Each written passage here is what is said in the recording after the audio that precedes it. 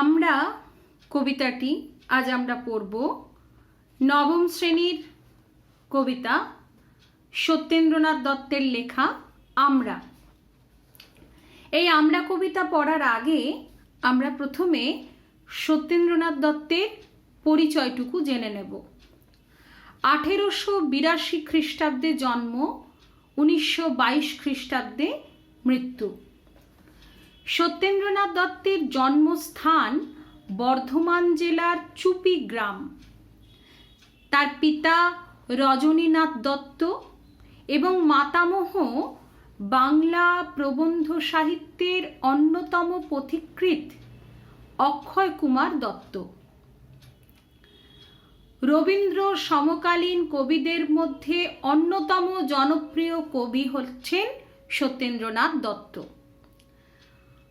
তার রচিত উল্লেখযোগ্য কাব্যগ্রন্থগুলি হল সবিতা, সন্ধিক্ষণ, বেনু ও বীণা, ফুলের ফসল, কুহু ও কেকা, বেলা শেষের গান, বিদায় আরতি প্রভৃতি, এবং অনুবাদ কবিতা তীর্থসলিল, তীর্থরেণু, মণিমঞ্জুষা প্রভৃতি।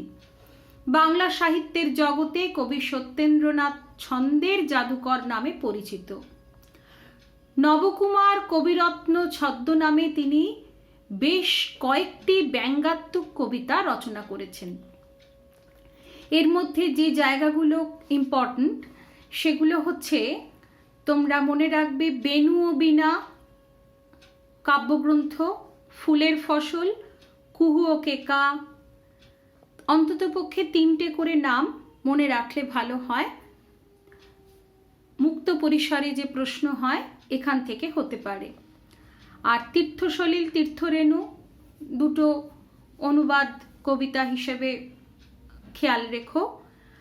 সত্যেন্দ্রনাথ দত্তকে বলা হতো ছন্দের জাদুকর। ছন্দের জাদুকর নামে তিনি পরিচিত। আর তার ছদ্ম নাম ছিল নবকুমার কবিরত্ন।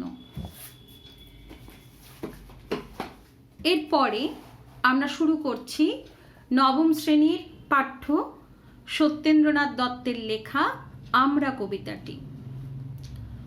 মুক্ত বেণীর গঙ্গা যেথায় মুক্তি বিতরে রঙ্গে, আমরা বাঙালি বাস করি সেই তীর্থে বরদ বঙ্গে। প্রথমেই ব্যাখ্যা করি মুক্ত। মুক্ত মানে হচ্ছে খোলা। মুক্ত বেণীর গঙ্গা, অনেকটা গঙ্গাকে তুলনা করা হয়েছে খোলা চুলের মতন, বন্ধনহীন যে মুক্ত বেণী। নারীর যে কেশবিন্যাস তা যদি মুক্ত করে দেওয়া হয় বিনুনি থেকে বা বেণী থেকে, তাহলে তা সম্পূর্ণ খোলা কেশে পরিণত হয় এবং যেন মনে হয় ওপর থেকে নিচে যেন ঢেউ খেলানো চুল যেন নেমে এসেছে। ঠিক সেই রকম, যেরকম নারীর কেশবিন্যাস মুক্ত হয়ে তার পিঠের উপর ছড়িয়ে থাকে, তেমনি যেন গঙ্গা এসেছে এই মর্তভূমিতে। অর্থাৎ গঙ্গার সঙ্গে তুলনা করা হয়েছে আলুলায়িত কেশের। যেথায় মুক্তি বিতরে রঙ্গে, অর্থাৎ গঙ্গা যেন এই মর্তভূমিতে প্রবেশ করে মুক্তি বিতরণ করতে করতে এসেছে।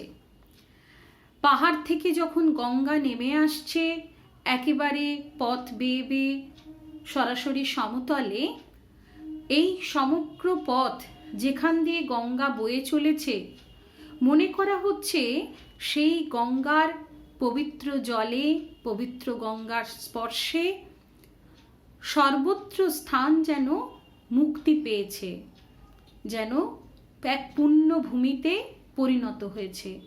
তাই মুক্তি বিতরে রঙ্গে এই কথাটা বলা হয়েছে। অর্থাৎ যেন সে মুক্তি বিতরণ করতে করতে এসেছে। রঙ্গে মানে আনন্দে, বিতরে মানে বিতরণ করতে করতে এসেছে। আনন্দের সঙ্গে যেন মুক্তি দিতে দিতে এসেছে গঙ্গা, যে পথ দিয়ে নেমে এসেছে পাহাড় থেকে মর্তভূমিতে বা এই সমতলে। আমরা বাঙালি বাস করি সেই তীর্থে বরদ বঙ্গে। আমরা কারা? আমরা বলতে আমরা সেই বাঙালি যে বাঙালি বাস করি অর্থাৎ বাস করে চলেছি সেই তীর্থ মানেই বাংলা। বরদ বঙ্গে, বরদ মানে বর দান হয়েছে যেখানে, মানে আশীর্বাদ পুষ্ট। এই বঙ্গে, এই বঙ্গ যেন গঙ্গার আশীর্বাদে পরিপুষ্ট, আর গঙ্গার আশীর্বাদ পেয়েছে বলেই এই বঙ্গ যেন এক তীর্থক্ষেত্রে পরিণত হয়েছে। আমরা যারা বাঙালি, যারা বাংলায় বাস করি, তারা সেই তীর্থস্থান বাংলাতে বসবাস করছি। সেটা তীর্থে কেন পরিণত হয়েছে না, তার কারণ হচ্ছে এই বাংলা দিয়ে বয়ে গেছে গঙ্গা নদী। বাম হাতে যার কমলার ফুল, বাম হাতে যার কমলার ফুল, ডাহিনে মধুক মালা। বাম হাতে কমলা মানে হচ্ছে পদ্ম, পদ্ম ফুল। বাঁ হাতে পদ্ম ফুল, ডাহিনে মধুক মালা। লক্ষ্মী দেবীর হাতে যে ফুল থাকে পদ্ম ফুল, সেই পদ্মের কথা বলা হয়েছে। আর ডাহিনে মানে ডান দিকে, মধুক মালা, মধুক মানে হচ্ছে ভ্রমর বা মৌমাছি, তাদের সমষ্টি। মালা মানে মৌমাছিরা যে সমষ্টিগতভাবে থাকে, যে মৌমাছির চাক দেখা যায়, সে এই বরদ বঙ্গে, অর্থাৎ গঙ্গার আশীর্বাদ পুষ্ট এই বঙ্গে যেমন মৌমাছির চাক দেখা যায়, যেখান থেকে মানুষ মধু সংগ্রহ করে, আবার সেখানেই লক্ষ্মীর যে পদ্মফুল, সেই পদ্মফুল এই বঙ্গেই প্রস্ফুটিত হয়। ভালে কাঞ্চন শৃঙ্গ মুকুট, ভালে মানে হলো কপালে, কাঞ্চন শৃঙ্গ মুকুট, কাঞ্চন মানে সোনা, শৃঙ্গ মুকুট, কাঞ্চন শৃঙ্গ মুকুট হচ্ছে, শৃঙ্গ মানে পাহাড়ের চূড়া, সেই পাহাড়ের চূড়া যেন সোনার বর্ণ ধারণ করে এই বঙ্গের মাথায় মুকুটের ন্যায় শোভা পাচ্ছে। ভালে মানে কপালে, তো সেখানে যেন সেই মাথার ওপরে, সেই কপালে যেন শোভা পাচ্ছে কি না, সোনার মুকুট। কি করে? পাহাড়ের চূড়ায় যখন সূর্য ওঠে, তখন সেই সূর্যের আলোর ছটায় সাদা চূড়া যেন কাঞ্চন বর্ণ ধারণ করে, সোনার মতন রং যেন ঠিকরে পড়ে সেই সাদা বরফের মধ্যে। তাকে দেখে মনে হয় যেন এই বঙ্গের কপালে সোনার মুকুট শোভা পাচ্ছে। কিরণে ভুবন আলা, সূর্যের কিরণে, সূর্যের ছটায় এই ভুবন, এই জগৎ আলো হয়ে আছে। কিরণে ভুবন আলা, এই বাংলায় সোনার আলো যেন চারিদিকে আলোকিত করেছে। কোল ভরা যার কনক ধান্য, এই বাংলায় আর কি দেখা যায়? কনক ধান্য, কনক মানে সোনা, ধান্য মানে ধান, সোনার ধান, সোনার ফসল অর্থাৎ ধান এই বাংলায় উৎপন্ন হয় প্রচুর পরিমাণে, যা মানুষের প্রধান খাদ্য হিসেবে কাজে লাগে।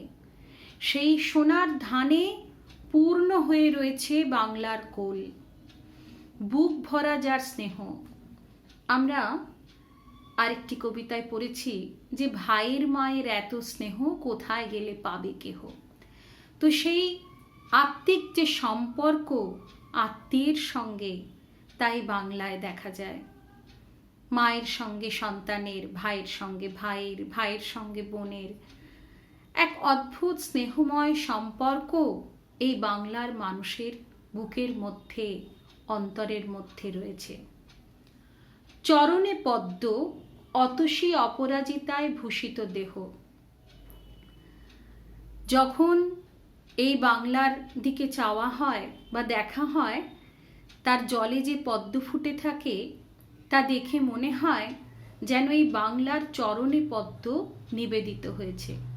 এটা কবির কল্পনায় মনে হয়েছে পদ্মকে দেখে, যেন এই বাংলার চরণে নিবেদিত পদ্ম।